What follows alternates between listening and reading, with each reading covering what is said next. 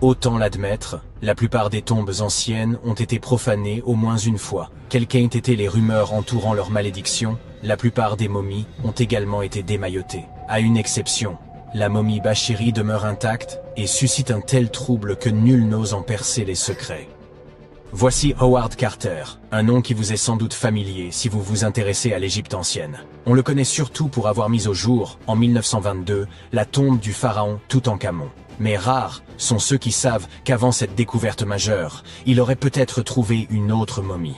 Cette découverte remonte à 1919 et porte divers noms, la momie de Bashiri, celle de Pacheri ou encore l'Intouchable. Selon certains témoignages, Carter aurait croisé son chemin dans la vallée des rois, précisément là où il exhumera plus tard le tombeau de Toutankhamon. Pourtant, cette momie demeure enveloppée de mystère. Ce n'est pas la superstition qui l'a protégée, mais la crainte de provoquer un tort irréparable. Personne ne peut garantir qu'un geste malencontreux pourrait être corrigé. Si finement emmaillotée, elle n'a jamais été déroulée. Les chercheurs redoutent de causer un dommage irréversible à son enveloppe funéraire. Il existe une règle d'or chez les spécialistes des antiquités. Si vous n'êtes pas absolument certain de pouvoir restaurer ou préserver un objet tel quel, abstenez-vous d'y toucher. L'histoire regorge d'exemples de trésors anciens irrémédiablement défigurés, comme le tristement célèbre Ecce Homo, ou la statue au sourire maladroitement restaurée. Le tissu fragile recouvrant son visage arbore un motif singulier, évoquant la forme stylisée d'une pyramide. Bien que les experts restent prudents, il pourrait s'agir d'un cas unique dans l'art de l'embaumement. Toutefois, sans en maîtriser la technique d'origine, le dérouler puis le restaurer sans l'abîmer semble quasiment impossible. Autrefois, qu'ils soient érudits ou pillards, les hommes n'hésitaient pas à défaire les bandelettes funéraires, souvent dans un but d'étude. Aujourd'hui, la technologie nous permet d'examiner le contenu des sarcophages avec précision, sans avoir à altérer ni ouvrir la moindre enveloppe. Après un examen approfondi de la momie de Bashiri, les chercheurs ont pu déterminer qu'elle appartenait à un homme mesurant environ 1,67 m et ayant vécu durant l'ère ptolémaïque, soit entre 305 et 30 avant notre ère. Cela signifie que cette dépouille remonte à quelques 2300 ans. Le musée égyptien a révélé que les radiographies avaient permis de déceler une inscription portant le nom du défunt, bien qu'il demeure difficile d'affirmer s'il s'agissait de Pacheri ou de Nenu, ce qui ne fait qu'ajouter au mystère. Le musée a également tenu à souligner que le luxueux coffret renfermant la momie était orné de scènes richement illustrées. On y distingue le corps du défunt allongé sur un lit funéraire, encadré par les déesses Isis et Nephthys, ainsi que par les 4 fils du dieu Horus. À ses pieds figurent en outre 2 représentations d'Anubis.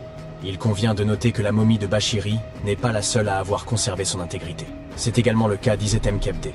L'archéologue français Gaston Maspero, soucieux de préserver son repos, avait en effet choisi de ne pas ouvrir sa momie, tant son état de conservation était remarquable. Il avait toutefois précisé que la tombe avait été jadis mise à sac. Les radiographies ont permis d'approfondir notre connaissance de cette momie. Les images ont révélé la présence de plusieurs objets enfouis avec elle, notamment des amulettes autour de son cou, de son bras droit et de son front. Il s'agissait de l'épouse d'un grand prêtre. Ces radios ont également mis en évidence des problèmes dentaires et une arthrite touchant ses genoux. Si l'on sait qu'elle est morte à un âge avancé, il reste difficile d'en déterminer la précision. Mais divers documents datant du règne de son fils attestent de la haute estime dans laquelle elle était tenue au sein du royaume. Isetem-Kebde n'était autre que la sœur épouse de Pinedjem II. Vous avez bien saisi? Ils étaient à la fois conjoints et liés par le sang. Une telle union, aussi choquante puisse-t-elle paraître aujourd'hui, visait à préserver la pureté du sang royal. Un raisonnement comparable à celui des Habsbourg, dont la quête obsessionnelle de pureté aboutit à la consanguinité et à la tristement célèbre mâchoire des Habsbourg. Il ne nous appartient pas de juger les normes ou les pratiques de l'Égypte antique, mais ce que l'on peut affirmer sans réserve, c'est que tant Bashiri qu'Isetem-Kebde ont eu la chance exceptionnelle de demeurer intacts. Toutankhamon, pour sa part, n'échappa pas à l'acharnement méthodique des chercheurs, au prix de nombreuses dégradations. Bien que la sépulture de Toutankhamon ait été mise au jour dès 1922, il fallut attendre l'année 1925 pour que les cercueils emboîtés soient ouverts lors d'une campagne de fouilles. Le premier, maintenu fermé à l'aide d'épingles en argent, dissimulait un second cercueil, anthropomorphe, décoré de verres colorés et de guirlandes florales. Des inquiétudes entouraient dans la momie royale, car elle avait été exposée à l'humidité. Le cercueil intermédiaire, dépourvu de poignée et particulièrement lourd, exigeait une extrême prudence lors de sa manipulation. Le 28 octobre 1925, en ouvrant le cercueil intérieur, En or massif et enveloppé d'un tissu rouge, les chercheurs découvrirent enfin la momie du souverain. La momie de Toutankhamon, longue d'environ 185 cm, épousait presque parfaitement les dimensions du cercueil intérieur, qui en mesurait 188. Vous l'aurez deviné, cette marge minime posait un réel problème. Extraire un corps aussi ancien, fragile et desséché d'un espace aussi restreint relevait d'un véritable défi, tant les risques d'endommagement étaient grands et la maniabilité quasi nulle. L'aspect de la momie soulevait des soupçons, elle était d'un noir de jet. Howard Carter, responsable des fouilles, estima qu'environ 2 seaux d'huile avaient été versés sur le corps. Toutefois, on avait soigneusement évité d'en asperger le masque et les pieds, probablement dans l'intention d'assurer une meilleure conservation. Le corps reposait dans le cercueil avec une légère inclinaison, et la différence de concentration d'huile entre les deux côtés laissait penser que le cercueil avait peut-être basculé lors de sa mise en place dans le sarcophage. Ce liquide, en réagissant avec le temps, généra de l'humidité puis des réactions chimiques internes. Carter qualifia ce phénomène de combustion spontanée lente, qui entraîna la carbonisation progressive des bandelettes de lin. Hélas, la chaleur et l'humidité combinées n'épargnèrent pas les ornements funéraires. Le sceptre et le fléau se désintégrèrent, le scarabée en résine se fissura, et les fils retenant les mains ainsi que les bandelettes commencèrent à se désagréger, rendant l'ensemble du dispositif extrêmement fragile et instable. Avec le temps, les huiles s'étaient solidifiées, agissant comme une colle entre la momie, son masque et le fond du sarcophage. Pour tenter de les séparer, les archéologues exposèrent les cercueils au soleil durant plusieurs heures, atteignant une température de 65 degrés. Malgré cette tentative, la momie resta figée, et l'examen dut être réalisé sur place, sans pouvoir la déplacer. L'examen de la momie commença par les jambes et les pieds, les chercheurs ayant choisi de procéder de bas en haut. En déroulant avec précaution les premières bandelettes, ils mirent au jour le premier d'une série de trésors enveloppés aux côtés du souverain. Chaque découverte fut méthodiquement photographiée et dûment répertoriée, dans le respect des exigences de la documentation archéologique. Les couches internes des bandelettes étaient en mauvais état, largement réduites en poussière, ce qui compliquait la compréhension de leur agencement initial. Néanmoins, les méthodes employées restaient conformes à celles observées dans d'autres momies nobles de l'époque, avec de nombreux coussinets en lin plié servant à modeler le torse et les cuisses. Les bandelettes extérieures et intérieures étaient confectionnées en lin fin, tandis que les couches médianes étaient plus grossières. Un bandage complexe entourait les épaules, la poitrine et la région de l'aine. Chaque membre, ainsi que les doigts et les orteils, recouverts de capuchons d'or, étaient enveloppés séparément. De plus, Toutankhamon portait des sandales en feuilles d'or aux pieds. Les chercheurs espéraient pouvoir séparer la momie du cercueil en retirant simplement les bandelettes extérieures, mais la résine avait solidement collé le corps au bois. Ils durent donc procéder à un dégagement mécanique, sectionnant le torse au niveau des hanches et désarticulant les bras pour continuer le démaillotage. Pour stabiliser les différentes parties, chaque segment fut traité à la cire de paraffine chaude, puis les mains et les pieds furent réassemblés à l'aide de résine. La tête, collée au masque funéraire, fut détachée avec des couteaux chauffés.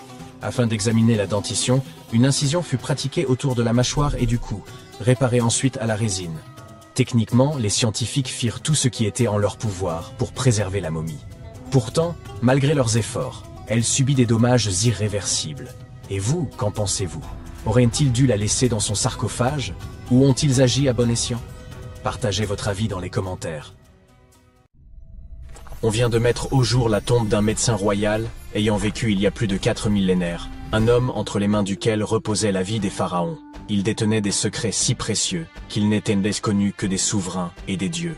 Et pourtant, lorsqu'ils ouvrirent sa tombe en 2024, nul corps n'y fut découvert. Seules demeuraient des peintures éclatantes, épargnées par les siècles, et d'étranges symboles gravés dans la pierre. Qui était cet homme ? Et pourquoi fut-il inhumé avec des incantations liées à la déesse Scorpion? Le tombeau reposait profondément enseveli sous les sables de Saqqara. Le médecin se nommait Téti-Nebefou. Il vécut il y a environ 4100 ans, durant l'une des périodes les plus énigmatiques de l'histoire égyptienne, la frontière incertaine entre son apogée et son déclin. C'étaient les derniers instants de l'ancien empire égyptien. Le soleil scintillait encore sur les pyramides tout juste achevées, mais déjà les ombres s'allongeaient. Le pharaon Pépi II aurait régné plus longtemps que nul autre avant lui, pendant 90 ans. Or, à l'issue de son règne, le royaume se fissurait, l'autorité centrale se fragilisait, les chefs locaux prenaient de l'ascendant, et les crues du Nil devenaient capricieuses. Dans ce contexte incertain, le médecin énigmatique semblait pourtant prospérer.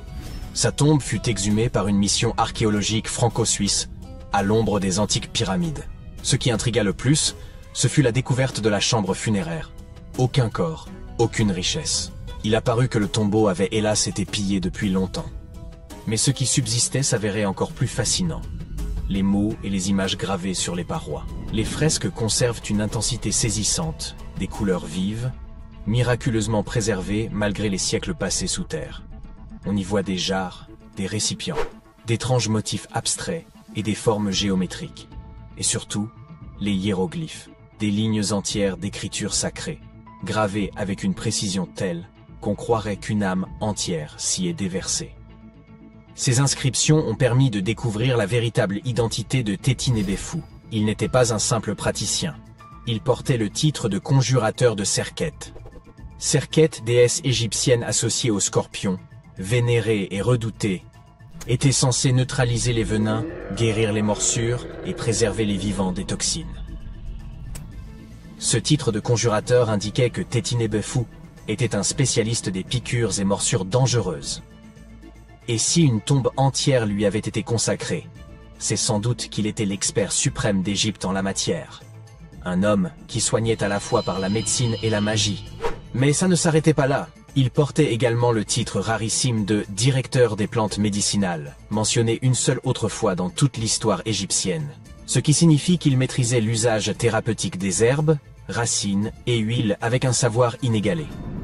Vous vous demandez peut-être, quelle plante dans un pays dominé par le sable?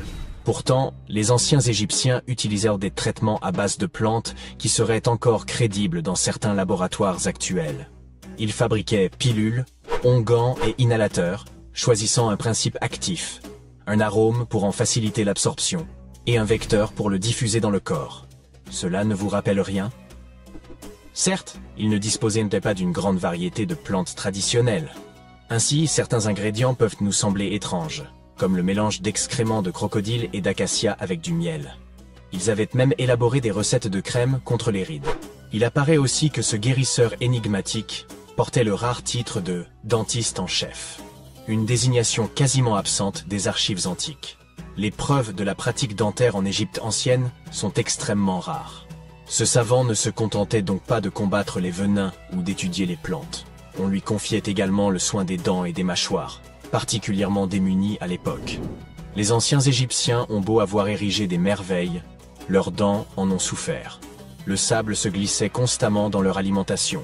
Le pain bourré d'impuretés et les légumes crus râpaient l'émail, provoquant une pathologie redoutée, l'attrition. Les conséquences étaient multiples, dont la perte prématurée des dents. Ils ont donc dû improviser. Par exemple, en concoctant le plus ancien dentifrice connu, à base de roche pilée, de menthe et de poivre, un mélange qui, ironiquement, irritait les gencives. Ou encore des pâtes dentaires à base de coquilles d'œufs, de pierre ponce et de natron, un minéral salé utilisé comme agent nettoyant. Ils développaient aussi des bains de bouche à base de céleri, de son et d'herbes pour apaiser ces maux. Certaines momies ont même été découvertes avec des appareils rudimentaires, des bagues métalliques et des fils d'or retenant les dents manquantes. On ignore toutefois s'il s'agissait d'un traitement pour les vivants ou d'un ornement funéraire destiné à l'au-delà. Tétinébéfou maîtrisait donc tous ces domaines. 3 titres rares réunis en un seul homme. À son époque, il devait passer pour un véritable puits de science. Dans un monde sans technologie moderne, il faisait figure de magicien, capable de sauver une vie grâce à une simple feuille ou une banale écorce. C'est pourquoi les archéologues estiment qu'il ne s'agissait pas d'un médecin ordinaire. Il aurait été le médecin royal, celui qui veillait sur la santé du pharaon lui-même. On ignore quel roi il servait, peut-être Pépi en Meu, et qui sait, c'est peut-être à lui qu'il devait son exceptionnelle longévité. Si cela était avéré, Tétinébéfou aurait alors été témoin de l'effondrement de l'ancien empire, observant la fin de l'âge d'or depuis le cœur du palais. Puis il fut enseveli après sa mort, et sa dépouille, dérobée ou perdue avec le temps. Mais l'équipe poursuit l'étude du tombeau, mettant encore au jour les traces de cet homme hors du commun. De manière générale, l'ancienne médecine égyptienne atteignait un niveau étonnamment avancé. Bien des pratiques nous paraissent encore familières aujourd'hui. Ils avaient des hôpitaux, des spécialistes, des interventions chirurgicales, et même des écoles de médecine. Hommes et femmes pouvaient devenir médecins. Ils utilisaient divers traitements et pratiquaient la chirurgie avec de vrais instruments. Scalpel, pince, fil de suture. Certains soignaient uniquement les yeux, d'autres les dents, l'estomac, ou ce qu'ils nommaient les maladies cachées. Ils nettoyaient et bandaient les plaies, réparaient les os fracturés à l'aide d'attelles en bois ou en roseaux enrobés de lin et savaient éviter les infections. On comptait même des proctologues. Ils ont aussi conçu les premières prothèses, comme un orteil en bois muni de lanières de cuir, permettant à des patients de retrouver une démarche normale. La plus ancienne prothèse connue date de 3000 ans. Mais le plus étonnant, c'est qu'ils ont aussi tenté d'extraire des tumeurs. Une étude récente a analysé un crâne vieux de 4000 ans, celui d'un homme d'une trentaine d'années. On y a trouvé des traces de tumeurs anciennes. Et autour de 3 d'entre elles, des incisions nettes faites à l'aide d'un outil métallique. Preuve qu'on a peut-être tenté de les retirer ou de les examiner. Était-ce un traitement? Une autopsie? On l'ignore. Un autre crâne, celui d'une femme âgée de plus de 50 ans, présentait les mêmes signes, mais aussi des fractures anciennes, parfaitement consolidées. Ce qui laisse penser que ces soins ont sans doute été efficaces. Être guérisseur dans cette société signifiait détenir un pouvoir immense, combinant les rôles de prêtre, de savant et de magicien. Pour les anciens Égyptiens, la médecine était un art nécessaire, vénéré autant d'égards que leur dieu. Ils pensaient que la maladie relevait à la fois du corps et de l'esprit. Ainsi, un médecin pouvait à la fois appliquer un onguent et réciter une incantation. Et bon nombre de leurs traitements portèrent leurs fruits.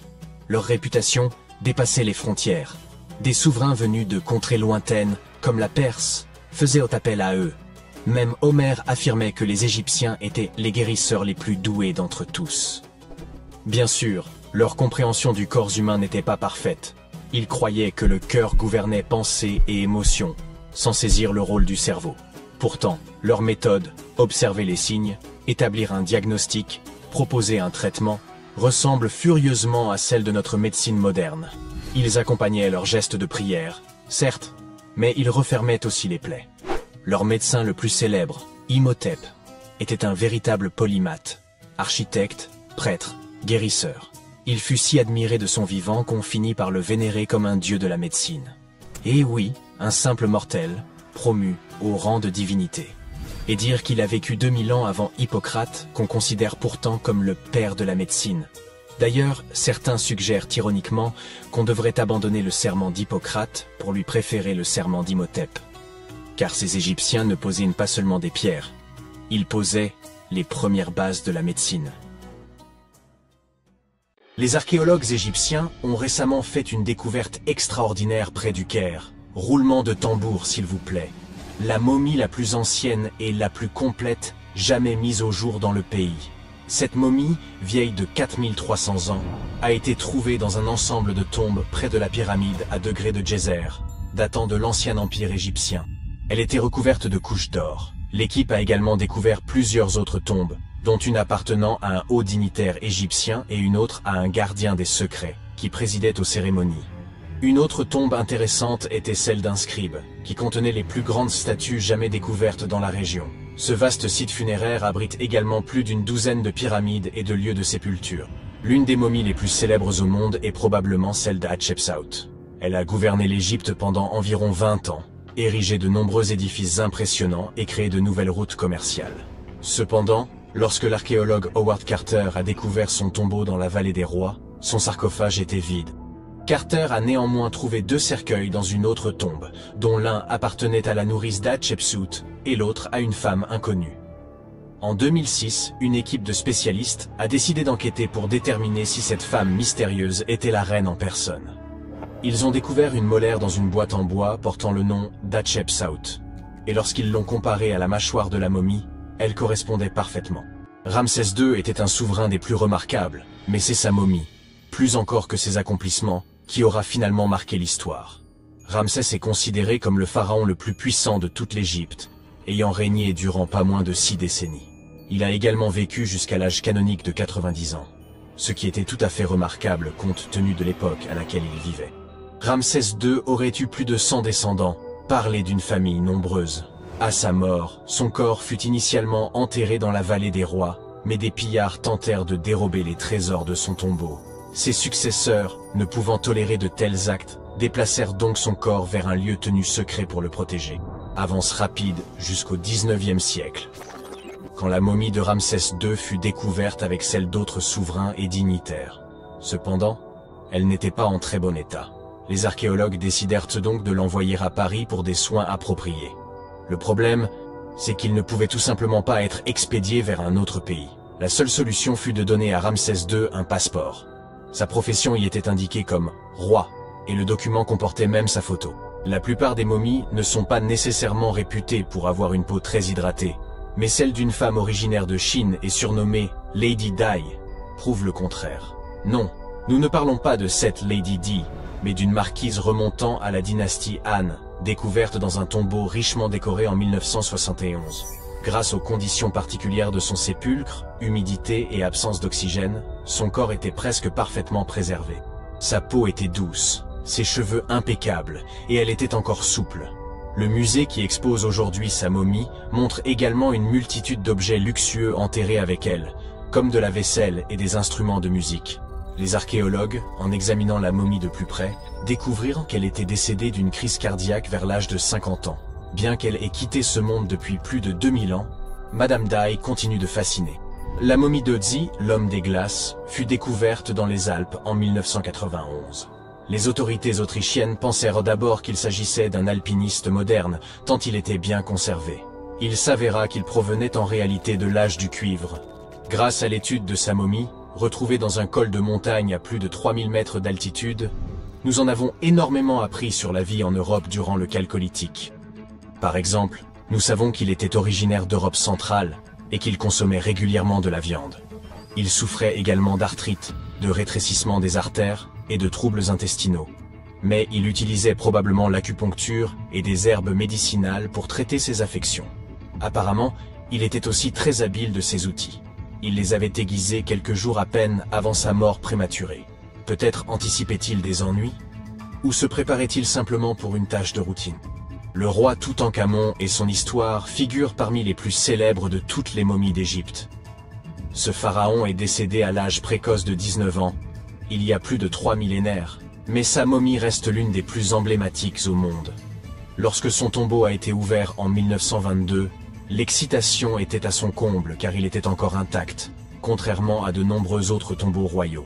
Il contenait des sarcophages somptueusement ornés, dont un en or massif. Non seulement le tombeau de Toutankhamon nous a offert un aperçu de l'histoire de l'Égypte ancienne, mais sa momie nous a également beaucoup appris sur l'époque dans laquelle il vivait. L'analyse de son ADN a permis d'identifier ses parents et a révélé que le pharaon souffrait d'une rare maladie osseuse qui aurait pu le rendre invalide. Ginger est probablement l'une des momies les plus fascinantes dont vous entendrez jamais parler.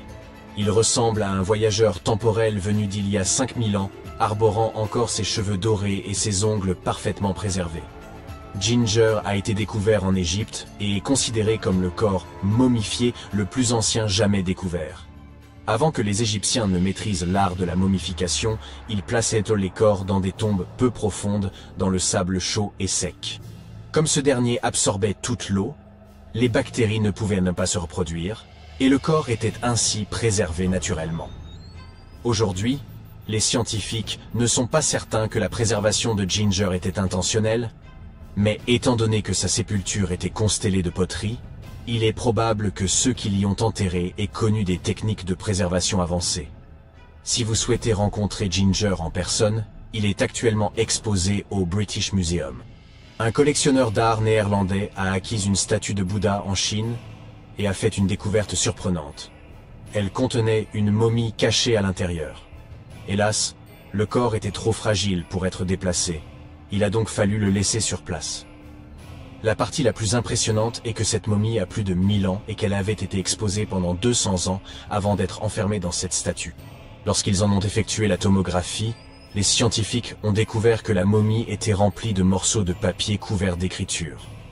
Les experts pensent qu'il aurait pratiqué l'automomification, un processus radical impliquant un régime alimentaire particulier et un thé qui rend le corps moins susceptible aux bactéries. Seules quelques personnes pouvaient accomplir ce rituel, et celles qui y parvenaient étaient profondément respectées. Peu de reines égyptiennes ont autant intrigué les scientifiques et les historiens que la sublime Néfertiti. Si l'on en croit ses effigies, Elle était renommée pour son cou élancé, ses grands yeux et ses pommettes saillantes. Son nom se traduit d'ailleurs par « La Belle est venue ». Si ça ce n'est pas de la prédestination. Bien qu'elle ne fût pas pharaon elle-même, Néfertiti a tout de même réussi à laisser une empreinte durable. Les archives suggèrent qu'en tant qu'épouse royale, elle était extrêmement influente. En raison de son pouvoir, elle était certes admirée, mais s'était également fait de nombreux ennemis tout au long de sa vie. Elle était également liée à Toutankhamon, mais pas par le sang. Il s'agissait de sa belle-mère. Jusqu'à présent, sa momie n'a toujours pas été identifiée, mais cela pourrait bientôt changer. Un égyptologue, qui a fouillé des tombes dans la vallée des rois, a découvert 2 momies qu'il pense être celles de Néfertiti et de sa fille. Selon les spécialistes, nous pourrions bientôt obtenir une réponse définitive quant à l'identité de ces 2 dépouilles. Si l'une d'elles s'avère être Néfertiti, nous pourrions être en présence d'une découverte majeure. L'analyse ADN et la tomographie de la momie pourraient nous offrir l'image la plus complète et précise de la reine que nous ayons jamais vue. Il est incroyable de penser que nous n'avons fait qu'effleurer la surface de ce qui se cache en dessous de l'Égypte moderne. Néfertiti a régné sur l'Égypte pendant une période de grande puissance et de prospérité. Mais est malheureusement décédée au cours d'une période de troubles qui ont conduit à la perte de son site funéraire. Qui peut vraiment prédire où elle se trouve aujourd'hui? Lorsqu'on entend le mot « momie », ça donne parfois froid dans le dos. En effet, la plupart d'entre nous associent ce mot à ces personnages effrayants que nous avons vus dans des films d'horreur. En réalité, les momies nous ont permis de comprendre beaucoup de choses sur les civilisations anciennes, sur ceux qui les gouvernaient, et sur la façon dont les gens vivaient à la perte de leurs proches. Les Égyptiens de l'Antiquité, qui croyaient qu'une certaine forme d'existence après la mort était possible si certaines conditions étaient respectées, sont le peuple le plus connu au monde pour ses momies. Ceux-ci préservaient effectivement les corps humains par le biais du processus de momification et plaçaient les momies dans des tombeaux équipés, un peu comme s'il s'agissait d'appartements. Pourquoi ce peuple y croyait-il? Eh bien, parce que la plupart étaient profondément liés à leur environnement naturel. Les Égyptiens étaient pleinement conscients des cycles naturels autour d'eux, comme le lever du soleil chaque jour ou de la lune la nuit, mais aussi de la façon dont la vie renaissait des plantes dans un cycle perpétuel, même à voir faner. Ils croyaient également que le puissant esprit Osiris, qui représentait le cycle de la disparition et de la résurrection, jouait un rôle dans ce processus. Pour se préparer à l'au-delà, les Égyptiens de l'Antiquité suivaient certains rituels, comme la momification, qui consistait à utiliser des éléments aussi variés que le miel, les résines ou encore l'encens pour préserver les corps. Aucune momie n'est plus célèbre que celle du roi Tut, Toutankhamon. Ce jeune pharaon régna sur l'Égypte il y a plus de 3000 ans. Un problème majeur lors de la découverte des tombes royales est que la plupart ont déjà été pillées au moment où on les retrouve. Le peuple savait que les souverains laissaient de nombreux objets de valeur à leur côté après leur mort, ce qui rendait ces lieux de sépulture vulnérables face aux voleurs. Étonnamment, lorsque la tombe du roi Tut fut ouverte en 1922, les gens se réjouirent, car elle n'avait pas été volée à l'instar de beaucoup d'autres tombes royales.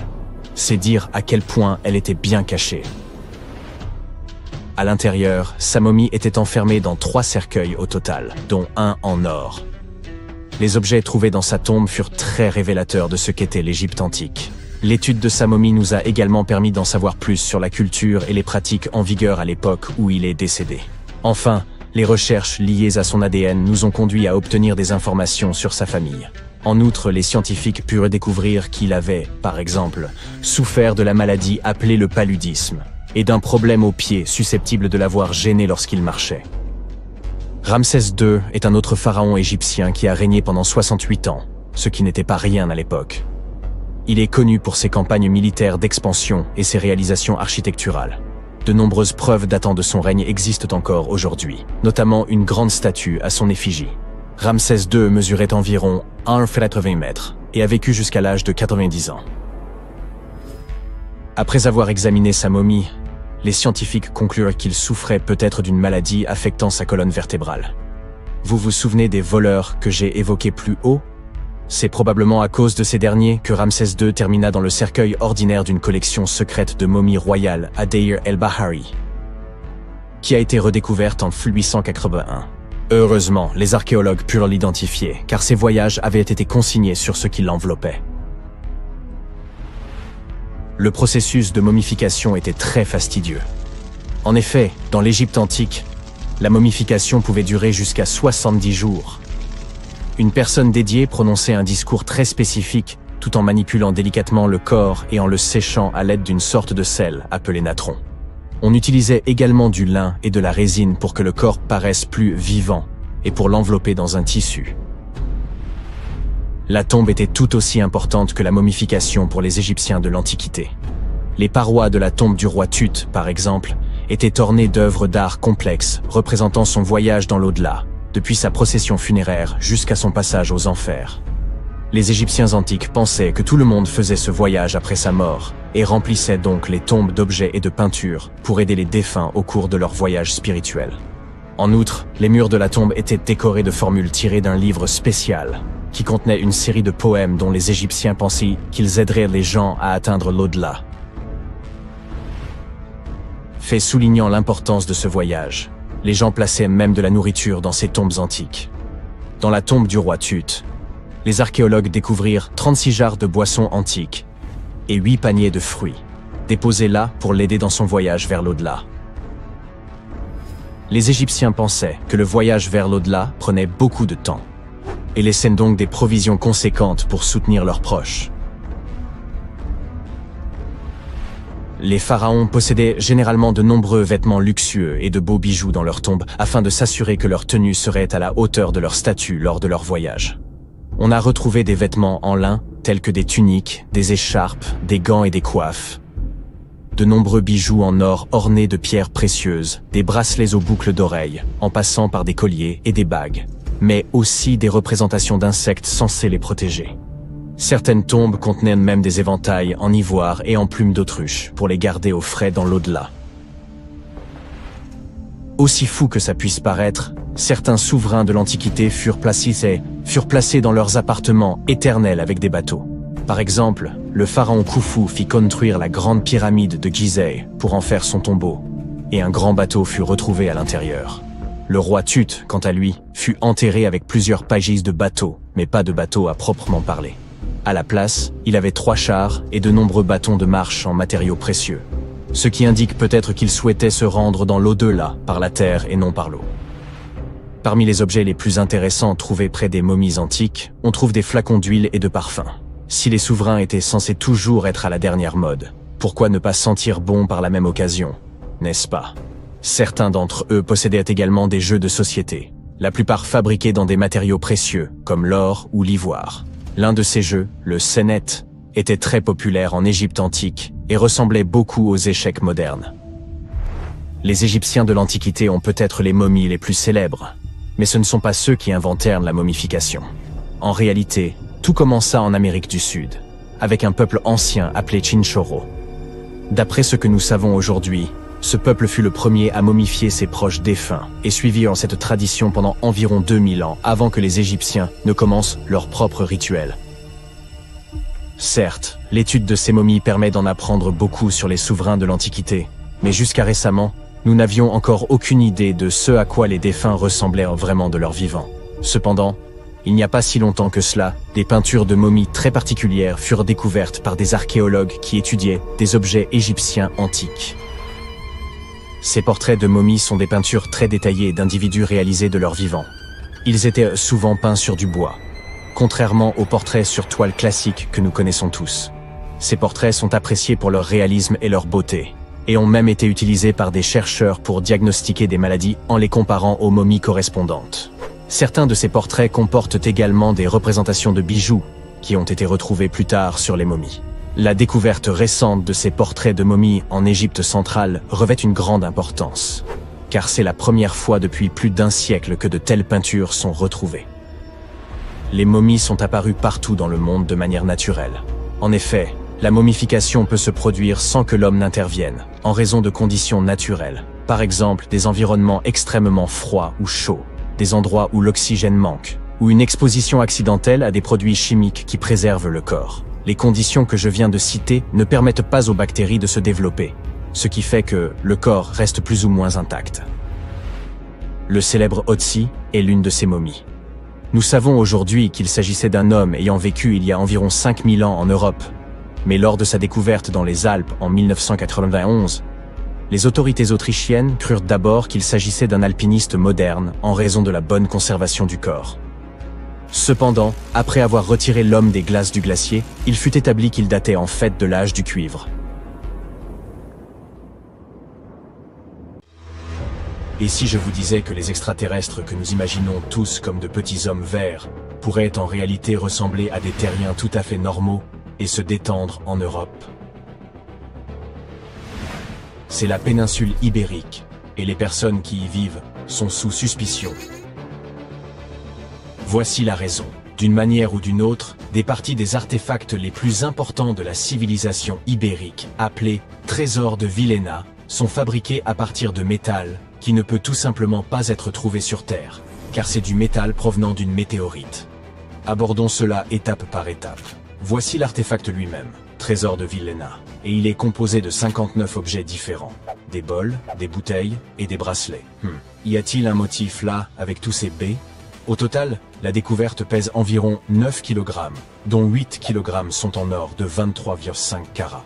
Si vous n'êtes pas un spécialiste du métal, je vais vous éclaircir cela tout de suite. À titre de comparaison, l'or 23K est composé à 95,8% d'or pur, donc l'or 23,5K est encore plus pur. Le pourcentage restant correspond à d'autres métaux qui aident à ajouter de la résistance et de la durabilité à l'alliage précieux. Il y avait aussi de l'argent, du fer et de l'ambre dans cet ensemble. L'artefact aurait pu être assez simple, mais pour ces deux-là, appelons-les imposteurs. Regardez ce bracelet en fer forgé et cette hémisphère creuse. Voyez-vous cela? Ces lignes rouillées sur l'hémisphère et la couleur étrange du bracelet se démarquent vraiment, puisque tout le reste est constitué du plus pur or. Tout a commencé en 1963, lorsqu'un chercheur a remarqué un métal sombre plombé parmi les bols et bouteilles brillants. Le métal était brillant à certains endroits et recouvert d'un oxyde d'apparence ferreuse qui était principalement fissuré. Pour que vous compreniez bien, l'or ne se comporte généralement pas de cette manière. L'or est l'un des métaux les moins réactifs. Il ne se ternit donc même pas, encore moins rouille. Pour déterminer d'où provenait ce fer suspect, les chercheurs ont utilisé la spectrométrie de masse, qui examine le rapport masse-charge des molécules. Leurs découvertes ont montré que le nickel dans le fer est similaire à celui que l'on trouve dans le fer météoritique. En termes simples, le bracelet et l'hémisphère sont d'origine extraterrestre. L'âge exact de ce trésor est difficile à déterminer, mais il est crucial. Nous devons connaître l'âge exact pour voir s'il coïncide avec le début de l'âge du fer dans la péninsule ibérique. Si c'est le cas, alors pas de questions supplémentaires ici. Mais si ça ne l'est pas, eh bien c'est pour le moins étrange, sinon suspect. Donc, il existe ce système des 3 âges. Il se compose de l'âge de la pierre, puis de l'âge du bronze, et enfin de l'âge du fer. L'âge de la pierre n'est pas important ici. Comparons les âges du bronze et du fer. L'âge du bronze a commencé lorsque l'on s'est rendu compte que la combinaison du cuivre et de l'étain produisait un matériau plus durable que chacun de ces métaux pris séparément. Cette ère était entièrement consacrée à de grandes améliorations des outils et des armes. Mais 2 inventions majeures se sont distinguées, les systèmes d'écriture et la roue. Puis vint l'âge du fer. Cette période était entièrement consacrée à l'introduction progressive du fer dans la vie quotidienne. Le fer était beaucoup plus facile à modeler en designs astucieux que le bronze. C'était important parce que le fer, surtout lorsqu'il était transformé en acier, apportait des améliorations significatives dans tous les aspects de la vie. Les outils devenaient plus légers, moins chers et plus résistants par rapport à leurs équivalents en bronze. Vous suivez? Parfait. Ainsi, les chercheurs ont longtemps débattu de savoir si le trésor remonte à l'ère post-argarique ou à la dernière partie de l'âge du bronze.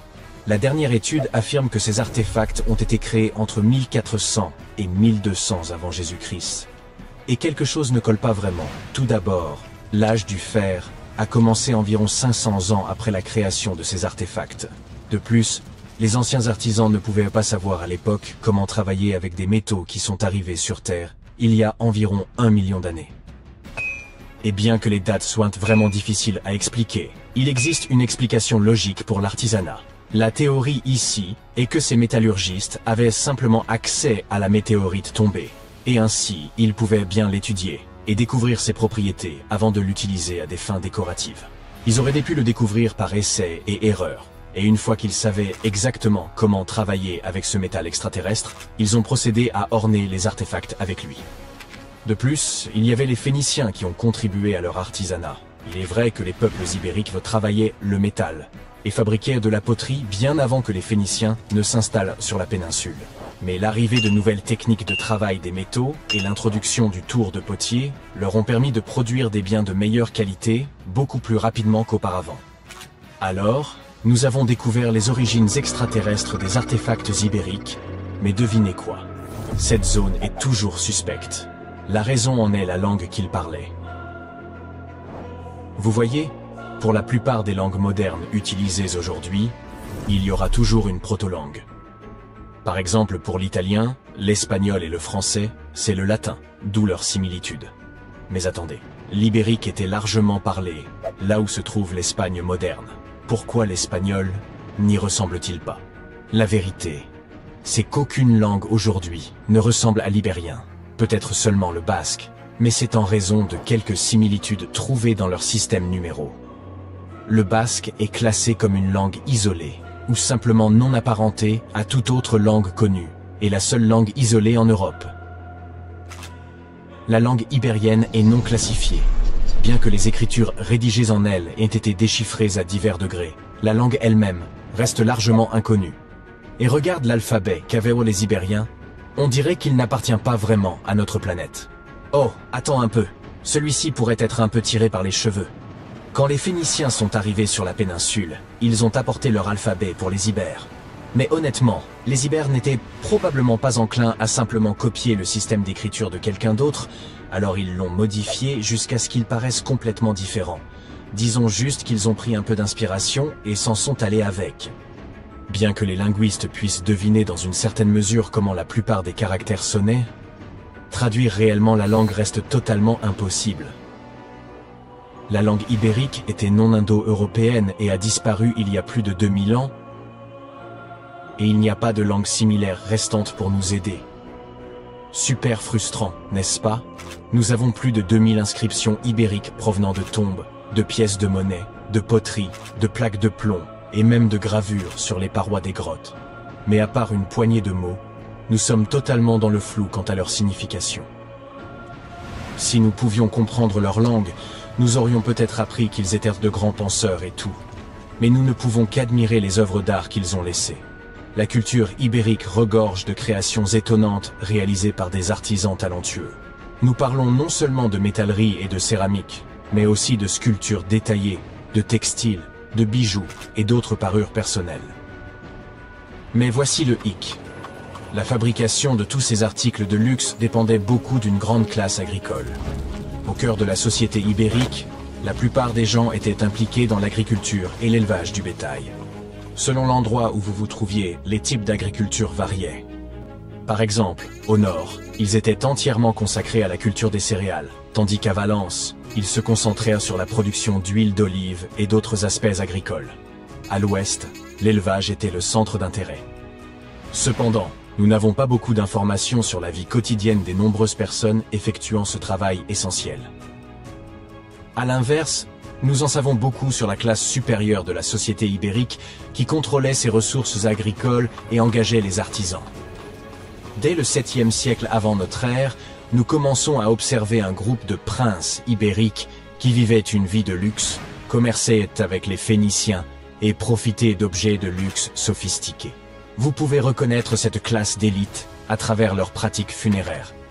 La crémation était la méthode privilégiée pour les funérailles parmi les Ibères, et les individus riches étaient souvent trouvés dans les cimetières, avec toutes sortes de biens somptueux et de sculptures funéraires qui nous donnent un aperçu de la mode et des coiffures des riches. Fait intéressant, à partir du 6e siècle avant notre ère, il y a eu une baisse notable du nombre de sépultures reconnaissables, ce qui suggère que ces coutumes funéraires élaborées sont devenues plus exclusives à une petite élite. Pendant ce temps, le destin de la majorité, agriculteurs, artisans, soldats et ouvriers qui constituaient une grande partie de la population, reste en partie un mystère. Il s'agissait autrefois d'une civilisation assez avancée. Mais elle a disparu sans laisser de traces. Les chercheurs pensent que cela pourrait être dû à un énorme tremblement de terre. Mais jusqu'à présent, nous n'en sommes pas sûrs. Des mygales aux serpents venimeux, les créatures australiennes suscitent une crainte bien partagée. Je ne fais pas exception. Pourtant, des fossiles récemment mis au jour révèlent qu'il y a 120 millions d'années, ce territoire était infiniment plus périlleux, entièrement dominé par d'immenses mégaraptors aux griffes acérées. Je ne regrette vraiment pas de ne pas avoir vécu à cette époque. Ces prédateurs mesuraient et non près de 8 mètres, et se déplaçaient sur 2 jambes, à l'image du célèbre tyrannosaure. Ils étaient dotés rapides, redoutables, et possédaient une forme de super pouvoir. Leur étreinte, leurs puissants avant-bras, dotés de longues griffes recourbées, leur permettèrent de saisir fermement leur proie. Ils les enserraient dans une étreinte implacable, rendant toute fuite impossible. Leurs dents, bien que de taille modeste, restaient suffisamment acérées pour lacérer les chairs. Les mégaraptors furent évoqués pour la première fois à la fin des années 90, lorsqu'un paléontologue découvrit leurs restes fossilisés en Patagonie, au sud de l'Argentine. Depuis cette révélation, aucun squelette complet n'a jamais été exhumé, seulement des fragments épars. Toutefois, la découverte sans doute la plus significative à ce jour a eu lieu en Australie, en tout début d'année. Alors qu'ils arpentèrent les somptueuses côtes de la région de Victoria, des chercheurs sont tombés par hasard sur des ossements de mégaraptors. Ils ont d'abord identifié des fragments de jambes et quelques vertèbres rejetées sur le rivage. Bien que le matériel soit limité, une analyse approfondie a permis de confirmer qu'il s'agissait bien d'un mégaraptor. Et pas n'importe lequel.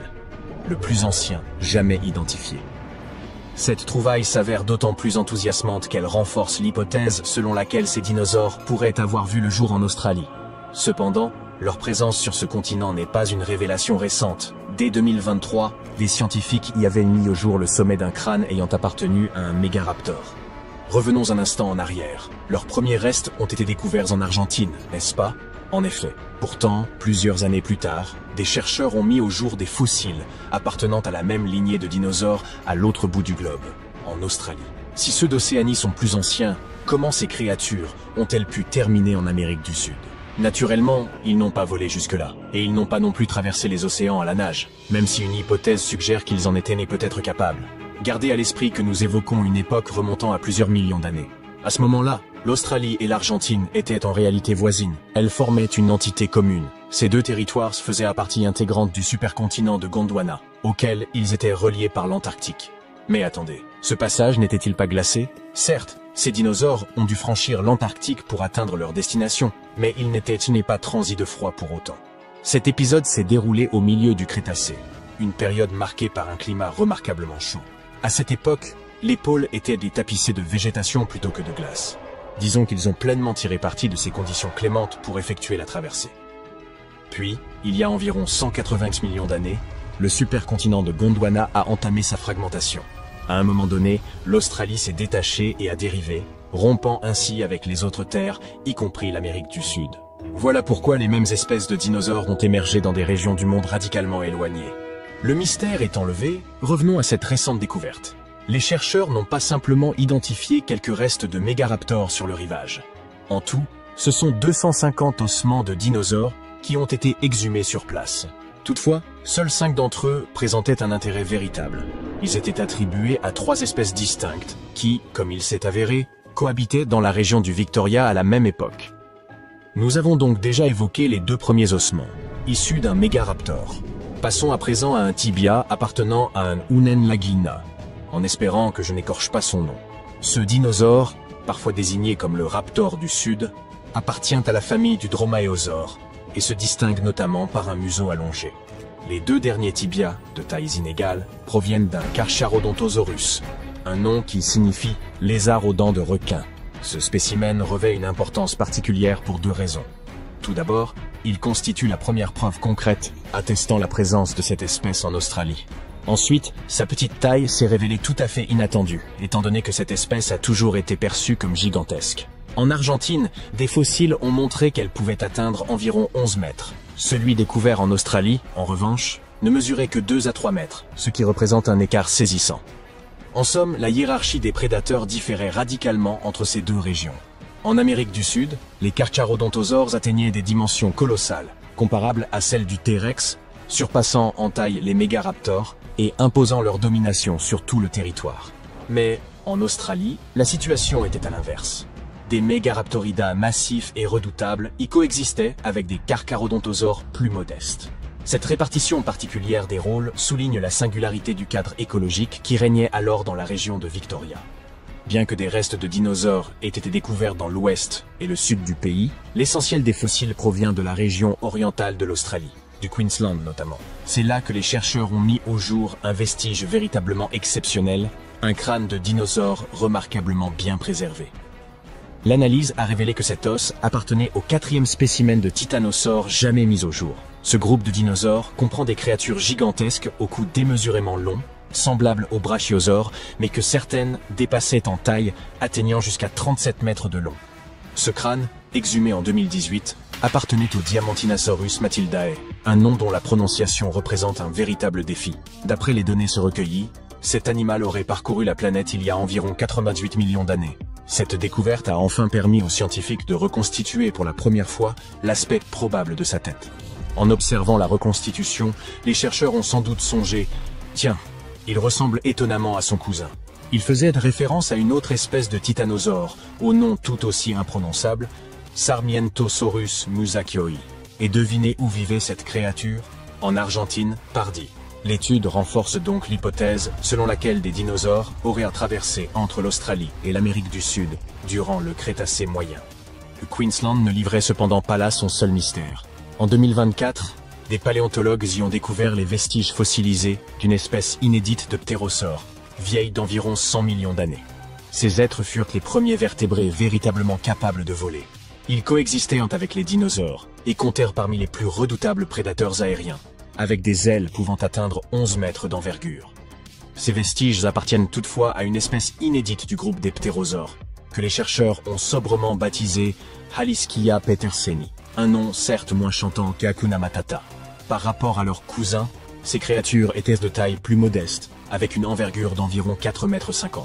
Cela reste néanmoins supérieur à celle de l'albatros hurleur, l'oiseau volant le plus imposant aujourd'hui.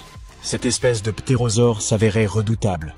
Elle planait au-dessus des mers à la recherche de proies. Dès qu'un animal était repéré, elle ouvrait ses mâchoires, grandes de 60 cm et garnies de dents acérées. Une fois cette trappe mortelle déclenchée, il ne semblait guère y avoir d'échappatoire. La dernière découverte remarquable que nous évoquons aujourd'hui provient elle aussi du Queensland. Pendant plus de 20 ans, une simple roche est restée exposée à la vue des élèves du lycée de Biloela, sans que personne ne devine qu'elle conservait en son sein 66 empreintes de dinosaures datant d'environ 200 millions d'années. Ces traces furent laissées par un groupe de dinosaures répondant au nom latin d'Anomoepus scambus. Il s'agissait d'animaux de petite taille, dotés de 3 orteils par patte.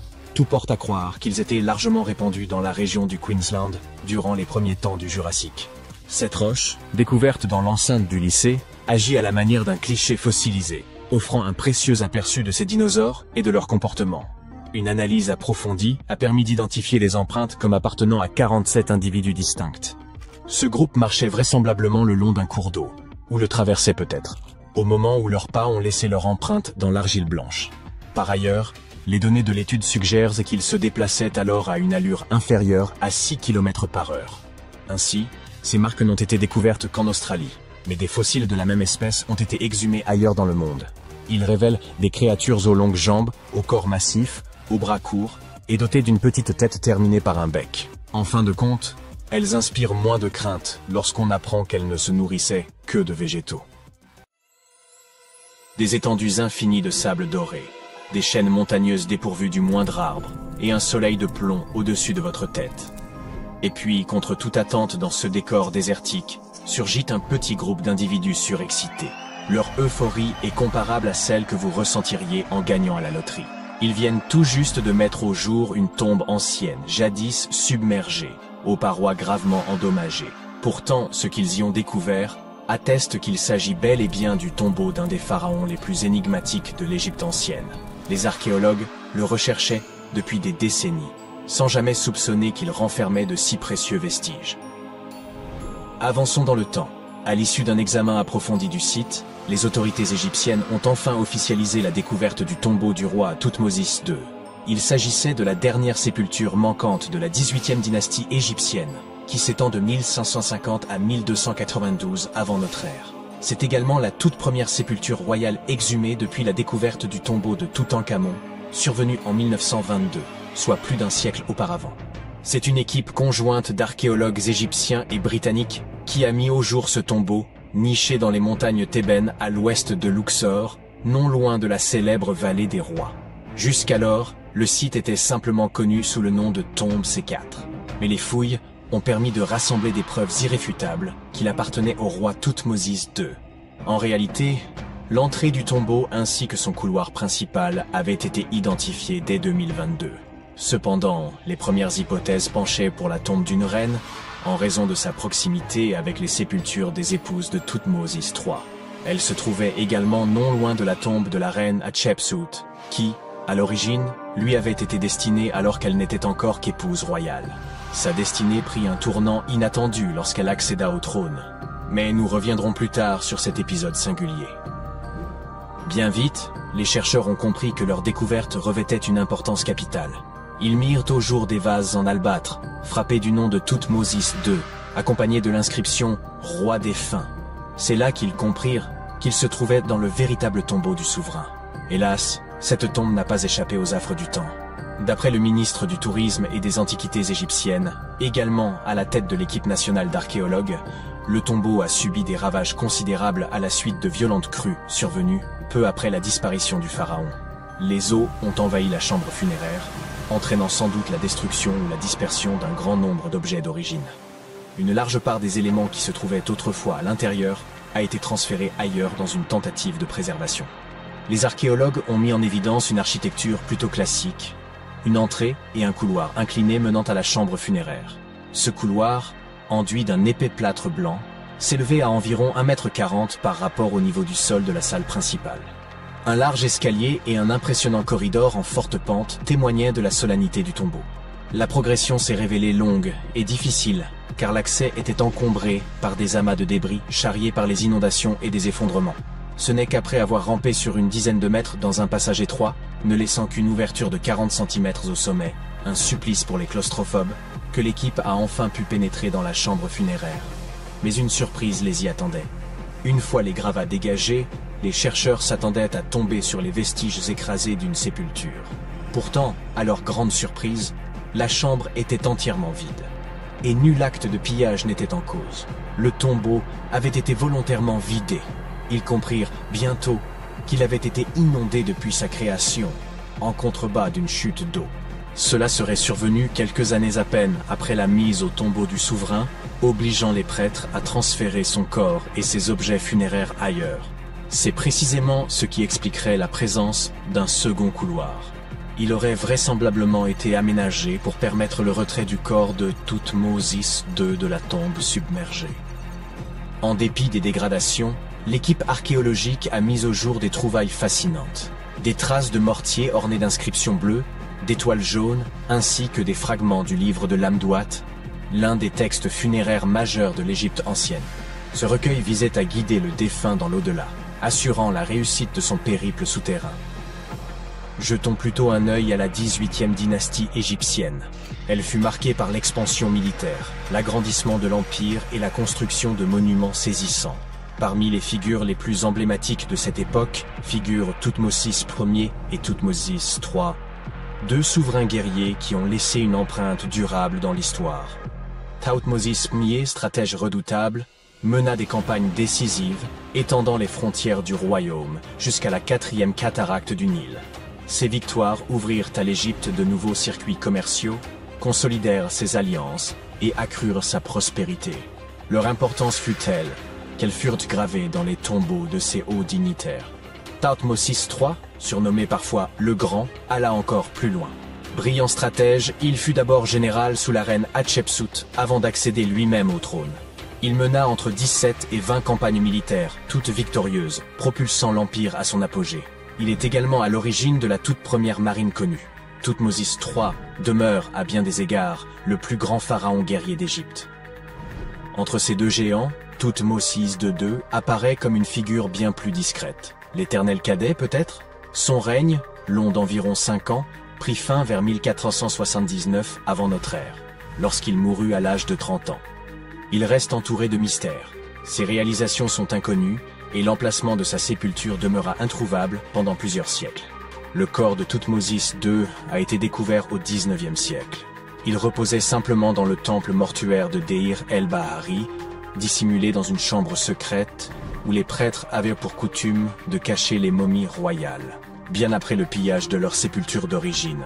En d'autres termes, cela signifie qu'à un moment donné, son corps a été déplacé pour le mettre en sécurité. Durant sa vie, Thoutmôsis II joua au moins un rôle décisif dans l'histoire égyptienne. Il épousa sa demi-sœur, Hatshepsut. Ce mariage, en apparence anodin, permit à cette dernière de devenir la plus grande pharaone d'Égypte après sa mort. Le revers, elle évinça son beau-fils, Thoutmôsis III, du trône pendant des décennies. Une fois au pouvoir, ce dernier fit effacer son nom par rancune. Et pourtant, Hatshepsut figure parmi les plus grands souverains de toute l'Égypte, hommes et femmes confondus. Elle enrichit considérablement le royaume, tant sur le plan économique qu'artistique. Elle organisa notamment une grande expédition commerciale vers le mystérieux pays de Punt, d'où elle ramena de l'or, de l'ébène et de l'encens. Soucieuse de marquer les esprits, elle fit ériger des monuments grandioses, dont plusieurs subsistent aujourd'hui. À Karnak, elle fit dresser d'imposants obélisques, l'un d'eux est toujours debout. C'est aussi elle qui fit construire le temple de Deir el-Bahari, aux innombrables colonnes, où elle fut ensuite inhumée. Fait marquant, Hatshepsut fut souvent représentée dans les arts comme un homme, arborant musculature et barbe postiche, selon les conventions réservées aux pharaons. Toutefois, elle tenait à ce que son identité féminine ne soit jamais totalement effacée, et se faisait notamment appeler fille de Ré ou Sa Majesté elle-même. À sa mort, en 658 avant Jésus-Christ, l'Égypte ne connaîtrait plus de souveraine aussi puissante avant l'arrivée de Cléopâtre, quelques 14 siècles plus tard. D'après le secrétaire général du Conseil suprême des antiquités égyptiennes, le nom d'Hatshepsut figure bel et bien dans le tombeau de Thoutmôsis II, ce qui laisse penser qu'elle aurait elle-même supervisé les funérailles de son époux. Quant à leur lieu de dernier repos, Hatshepsut se trouve dans la célèbre vallée des rois, tandis que la momie de Thoutmôsis II est aujourd'hui exposée au Musée national de la civilisation égyptienne, aux côtés d'autres souverains. Les visiteurs ont ainsi l'occasion rare de contempler les restes d'un pharaon longtemps tombé dans l'oubli. La découverte de ce tombeau est considérée comme l'une des plus importantes de ces dernières années. Les objets exhumés sur le site apportent de précieuses précisions sur l'histoire de la région, ainsi que sur le règne de Thoutmôsis II. Bien que l'architecture du tombeau demeure relativement sobre et reprenne les lignes classiques que l'on retrouvera chez les souverains suivants, sa valeur historique reste incontestable. Quoi qu'il en soit, les fouilles sont loin d'être terminées. Les archéologues se penchent désormais sur une autre énigme. Qu'est-il advenu du contenu manquant de la tombe? L'équipe est résolue à poursuivre ses recherches. Peut-être découvriront-ils encore d'autres secrets enfouis depuis des millénaires sous les sables d'Égypte? Des pas résonnèrent derrière lui. Le cœur battant la chamade, il bondit vers la statue imposante, de ses doigts cherchant la crevasse dissimulée. Le temps pressait. Il l'enfonça au moment où les cris se rapprochaient. Il respira profondément, son cœur comme un tambour. Puis il courut, disparaissant dans l'obscurité, laissant son secret enfoui dans la pierre, en attente d'être découvert. Au cours de l'histoire, les statues n'ont pas seulement été les gardiennes silencieuses du passé. Elles ont aussi servi de cachette, certains objets disparaissant pour toujours, d'autres découverts au hasard des fouilles. Découvrez leurs secrets les plus mystérieux. En 2016, alors que des experts australiens préparaient une statue vieille de 645 ans pour une vente aux enchères, ils découvrirent qu'elle abritait un secret. Un billet de banque ancien dissimulé à l'intérieur de sa tête creuse. Émis en 1371 sous l'empereur Zhou Yuanzheng, le billet valait 1000 pièces de cuivre ou 28 grammes d'argent. Plus frappant encore, il portait un avertissement sinistre. Malgré que la statue ait eu plusieurs propriétaires, personne n'eut connaissance de ce billet pendant des siècles. Rare vestige d'une époque où la monnaie en papier était encore une nouveauté, ce billet fut rapidement mis aux enchères, poursuivant son voyage à travers le temps dans le monde moderne. Les statues sont devenues plus que de simples symboles. Elles étaient à présent les gardiennes et conservatrices de l'histoire, et parfois même des outils salvateurs. En 2017, des experts en restauration qui travaillaient sur une statue du XVIIIe siècle en Espagne firent une découverte remarquable. Dissimulées dans l'intérieur creux de la statue se trouvaient 2 lettres écrites en 1777, offrant un aperçu de la vie quotidienne, des coutumes locales et de l'économie de l'époque. De manière similaire, en 2023, lors de rénovations à l'Académie militaire des États-Unis à West Point, une boîte fut découverte à l'intérieur du socle de marbre d'une statue représentant le héros Tadeusz Kościuszko. Placée là il y a presque 200 ans, cette capsule temporelle nous offre un lien tangible avec le passé riche en histoire de l'institution. Le mystère entourant les statues et leur potentiel à dissimuler des secrets s'étend à certains des monuments les plus emblématiques du monde. Peu d'endroits sont aussi enveloppés de mystères que le Grand Sphinx de Gizeh. Pendant des siècles, archéologues, historiens et explorateurs ont spéculé sur ce qui pourrait être caché sous sa massive silhouette de calcaire. Certaines personnes pensaient que le Sphinx dissimulait la légendaire salle des archives, une hypothétique bibliothèque contenant un savoir ancien, peut-être même la sagesse perdue de l'Atlantide. Ces dernières années, les avancées technologiques des radars à pénétration de sol ont révélé des cavités sous le Sphinx, amenant de nombreux experts à croire que la statue pourrait cacher des chambres ou des passages encore inconnus, certains éventuellement liés à des tombes royales ou à des structures souterraines. L'existence potentielle de chambres cachées sous le Sphinx captive notre imagination depuis des générations. Mais ce qui est peut-être encore plus intriguant, c'est le travail récent, effectué par des chercheurs de l'Université de New York, qui ont étudié les forces environnementales qui ont façonné le Sphinx. Après avoir modélisé l'impact des vents anciens, les chercheurs ont pu conclure que le Sphinx avait été initialement formé par une érosion naturelle, avant que les humains ne perfectionnent davantage sa forme. De telles révélations ouvrent de nouvelles voies pour comprendre la fonction du monument, ainsi que l'importance culturelle et spirituelle qu'il détenait à l'époque. Les anciens Égyptiens vénéraient Sobek, le dieu à tête de crocodile représentant la puissance et le Nil, et momifiaient souvent des crocodiles pour lui rendre hommage. Ces créatures étaient déplacées dans des temples ou des tombes en tant qu'offrande aux dieux ou pour garantir un passage sûr vers l'au-delà. Récemment, un groupe de chercheurs s'est lancé dans une étude intéressante sur un crocodile momifié par les embaumeurs égyptiens. Ils ont utilisé un scanner qui leur a révélé toutes sortes de détails fascinants sur la façon dont ce crocodile avait vécu et ce qui était arrivé à son corps par la suite. Pour les anciens Égyptiens, les animaux n'étaient pas simplement des compagnons domestiqués. Ils jouaient un rôle majeur dans leurs rituels, servant de passerelle entre les humains et les dieux. Les faucons, par exemple, étaient associés à Horus, la divinité solaire, car leur vol les rapprochait du soleil. Les chats étaient liés à Bastet, déesse mère féroce et protectrice. Les crocodiles étaient parmi les animaux que l'on momifiait le plus souvent. On considérait ces reptiles comme des symboles de Sobek, le seigneur du Nil, dont la présence annonçait la crue annuelle qui apporterait l'eau et le sol fertile nécessaires à l'agriculture. Dans le passé, l'étude de tels artefacts risquait souvent d'endommager la momie, mais grâce aux techniques d'imagerie moderne, les chercheurs ont pu examiner le crocodile sans l'abîmer. Les radiographies et les scanners ont révélé que le système digestif du crocodile était rempli de petites pierres appelées gastrolites, que les crocodiles ingèrent souvent pour faciliter leur digestion et maintenir leur flottabilité. Au milieu de ces pierres, ils ont aussi trouvé un hameçon en métal et un poisson. Cela suggère que ces grands crocodiles momifiés étaient capturés dans la nature à l'aide d'hameçons et de poissons. Cela correspond à ce que les historiens grecs anciens ont écrit sur la vie en Égypte. Enfin, presque. Les Grecs croyaient que les Égyptiens utilisaient des porcs pour attirer les crocodiles.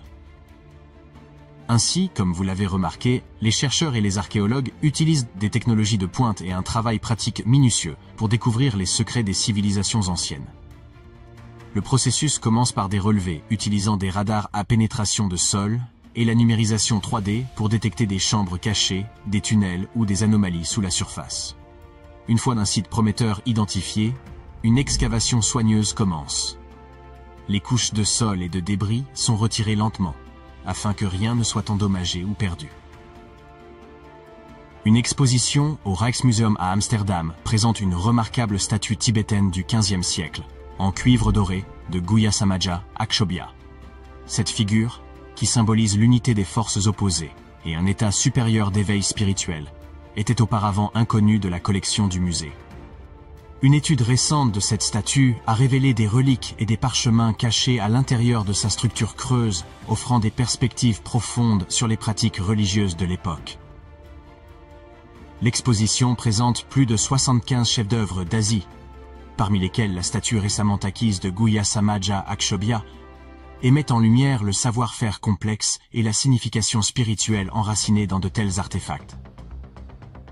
Au cœur de Vérone, un secret était caché depuis des décennies à l'intérieur de la statue en bronze de Juliette. Sculptée en 1969, elle est devenue un symbole de l'amour, et de nombreux visiteurs viennent la toucher en quête de romance et de chance. Mais sous sa surface polie, Juliette cachait quelque chose d'extraordinaire. Au fil du temps, ses caresses ont formé de minuscules fissures dans sa surface. Les amoureux du monde entier glissèrent des lettres à l'intérieur de ces fissures, des confessions, des supplications désespérées, des promesses éternelles. Certains y jetaient des clés, scellant leur amour, avec des cadenas devenus alors impossibles à ouvrir. En 2014, des experts en restauration ont fait une découverte surprenante. Alors qu'ils travaillaient à réparer la statue, ces centaines de déclarations d'amour et de clés rouillées ont été mises au jour. Tous ces vœux oubliés enfermés dans le corps de Juliette. Les statues servent souvent de symbole pour le pouvoir et la force. Cependant, ces derniers temps, les statues ont également été utilisées pour transmettre des messages aux générations futures. Le concept de capsule temporelle, un objet ou une collection d'objets placés dans un conteneur scellé puis enterré ou caché pour être découvert plus tard, a une longue histoire. Et à l'époque moderne, les statues étaient parfaites pour servir de capsule. Elles permettaient aux gens de communiquer avec les générations futures d'une manière très concrète. En 2014, alors que des ouvriers retiraient avec précaution un lion doré au sommet de l'ancienne maison d'État de Boston pour une restauration, ils ont fait une découverte surprenante. Quelque chose cliquetait à l'intérieur de sa tête creuse. Un article du Boston Globe de 1901 mentionne une capsule temporelle cachée. Mais au fil des ans, l'histoire a été oubliée. Puis, un descendant du sculpteur a découvert une lettre et a appris la vérité. À l'intérieur de la tête du lion se trouvaient des journaux, des photographies, des autographes et des lettres appartenant à un passé lointain, des messages scellés pendant plus d'un siècle. Lorsque la capsule fut ouverte, c'était comme si l'histoire elle-même retenait son souffle. Les autorités ont prévu de poursuivre cette tradition en ajoutant des artefacts modernes avant de refermer la tête creuse du lion afin que ses trésors soient redécouverts au XXIe siècle. Nous ne savons pas si elles l'ont réellement fait, cependant. Les progrès des technologies d'imagerie ont permis aux chercheurs de dévoiler des détails cachés dans des sculptures célèbres sans les endommager. En 2014, des experts en restauration au Mexique ont fait une découverte en examinant une statue en bois vieille de 300 ans. De véritables dents humaines étaient cachées sous son visage serein. Cette révélation n'a pas été faite par la fouille, mais par la technologie. Lorsque les préservationnistes ont pris une radiographie de la statue, s'attendant à trouver des détails structurels, ils ont vu une denture parfaite intégrée dans la bouche. Contrairement à d'autres statues historiques de la région, qui contenaient parfois de vrais cheveux que les gens avaient donnés aux statues, cette découverte était complètement inattendue.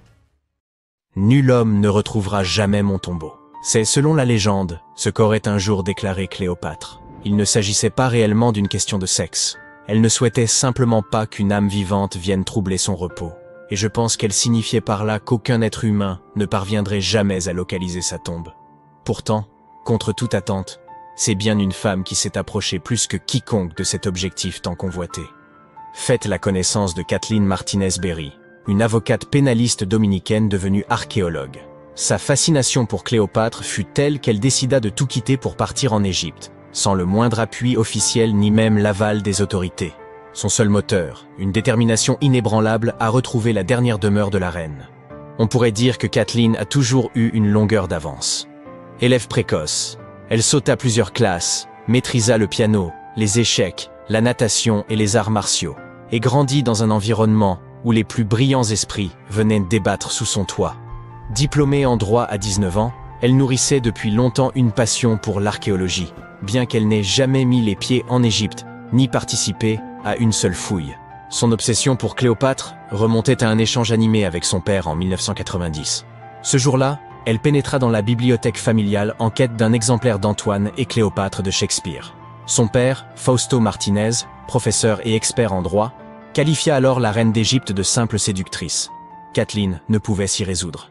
Elle riposta avec ferveur, soutenant que l'histoire avait profondément dénaturé l'image de Cléopâtre.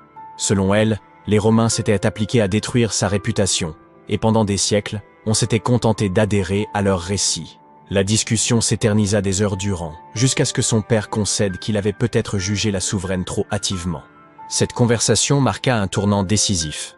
Dès lors, Kathleen se plongea dans l'étude des textes antiques, accordant une attention particulière aux récits de Plutarque sur Cléopâtre et Marc-Antoine. Plus elle approfondissait ses recherches, plus elle se persuadait que la reine d'Égypte n'était pas qu'une souveraine éprise d'un tyran au destin tragique, mais une stratège de génie, engagée dans une lutte politique visant pour préserver l'indépendance de son royaume. Et plus elle lisait, plus une question s'imposait à elle. Et si l'on avait toujours cherché le tombeau de Cléopâtre au mauvais endroit, cette idée ne la quitta plus. Alors qu'elle veillait sur son deuxième enfant, elle obtint une maîtrise en archéologie, une capacité à jongler avec les responsabilités qui témoignent de sa détermination. Cette quête raviva l'obsession qui allait désormais guider sa vie, percer le mystère du tombeau de Cléopâtre. Si la majorité des spécialistes estiment que la reine repose sous l'Alexandrie moderne, en compagnie de 13 autres souverains ptolémaïques, Martinez défend une hypothèse radicalement différente. Elle est convaincue que Cléopâtre a été inhumée à Taposiris Magna, un temple ancien dédié à Osiris, dieu de l'au-delà.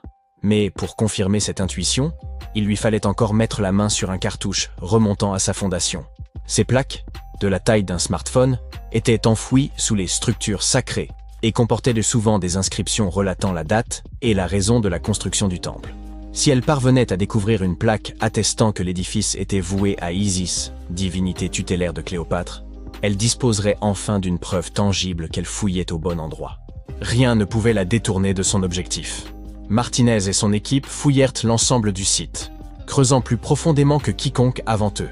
Ils découvrirent des pièces de monnaie frappées à l'effigie et au nom de Cléopâtre, qui établissaient un lien direct entre la souveraine et ce lieu. Puis, ils mirent au jour un élément encore plus fascinant. Un tunnel souterrain qui acheminait autrefois l'eau depuis le temple jusqu'à la Méditerranée. Si une partie de l'édifice s'était effondrée dans les flots, la tombe de Cléopâtre pouvait-il s'y trouver lui aussi? Pour poursuivre ses recherches sous-marines, Martinez devait convaincre les autorités égyptiennes de lui accorder leur soutien. Contre toute attente, elle parvint à exhumer le cartouche de fondation tant convoité. Il révélait qu'un pharaon avait dédié une vaste région de Nubie à la déesse Isis. C'était la confirmation tant attendue. L'inscription prouvait que le temple était bien consacré à Isis, confirmant que la théorie de Martinez n'était pas sans fondement. Si un temple se dressait encore sur la terre ferme, elle en déduisait qu'un second, peut-être même le tombeau de Cléopâtre, s'était effondré dans la mer.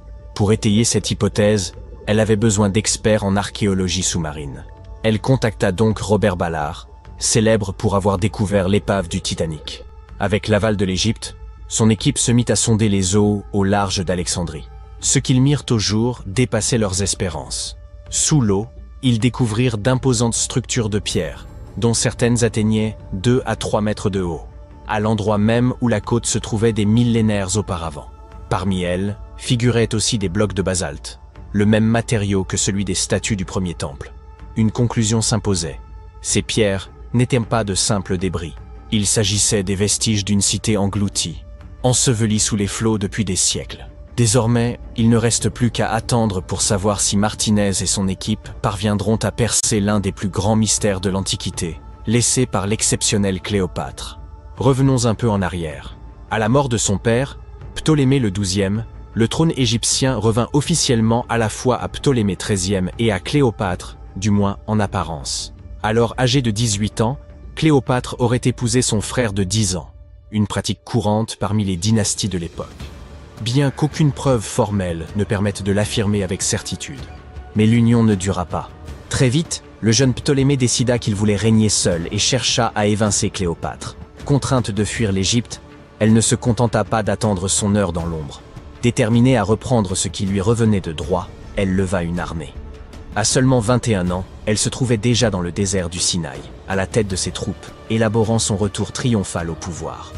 À cette époque, Cléopâtre entretenait déjà une alliance aussi stratégique que personnelle avec Jules César. En juin 47 avant Jésus-Christ, elle donna naissance à un fils, Ptolémée César, plus connu sous le nom de Césarion, que beaucoup considèrent comme l'enfant de César. Mais cela ne l'empêcha nullement de respecter les traditions royales égyptiennes. C'est ainsi qu'apparut dans sa vie un second époux, son autre frère, Ptolémée XIVe. Oui, malgré sa liaison avec César, Cléopâtre contracta une nouvelle union au sein de sa propre famille, car dans son univers, préserver le pouvoir dynastique était une priorité absolue. Toutefois, son mariage ne changea rien à la solidité de son lien avec César. Cléopâtre se rendit même à Rome aux côtés de Ptolémée XIVe pour une visite d'État. Mais au lieu de loger au palais officiel, elle s'installa dans la villa privée de César, sur les rives du Tibre. Cependant, en 44 avant Jésus-Christ, aux ides de Mars, l'assassinat de César bouleversa l'équilibre politique et mit en péril la position de Cléopâtre. Comme si cela ne suffisait pas, peu de temps après, Ptolémée XIVe trouva la mort. Certains soupçonnent même que Cléopâtre ait orchestré sa disparition, la laissant seule maîtresse de l'Égypte. Pendant ce temps, à Rome, Marc-Antoine consolidait son ascension, se rêvant l'héritier politique de César. Curieux d'évaluer la souveraine d'Égypte, il la convoqua. Cléopâtre ne manqua pas l'occasion de marquer les esprits. Elle fit son entrée sur une somptueuse barge, paraît-elle une déesse. Dès qu'il la vit, Antoine en fut immédiatement épris, à tel point qu'il abandonna son épouse restée à Rome pour suivre Cléopâtre à Alexandrie, où leur relation prit la forme d'une idylle à part entière. Ensemble, ils eurent 3 enfants, et s'engagèrent dans un conflit majeur contre Octave, fils adoptif de César, dans une lutte acharnée pour le contrôle de l'Empire romain. La dernière apparition de Cléopâtre eut lieu dans son mausolée, paré de tout le faste royal. Un diadème ornant son front, étendu sur ce que Plutarque décrivit comme un lit d'or. Après leur défaite à Actium, les troupes d'Octave marchèrent sur Alexandrie. Consciente que la fin approchait, la reine se retrancha dans son mausolée, entourée d'or, d'argent, de perles et d'œuvres d'art.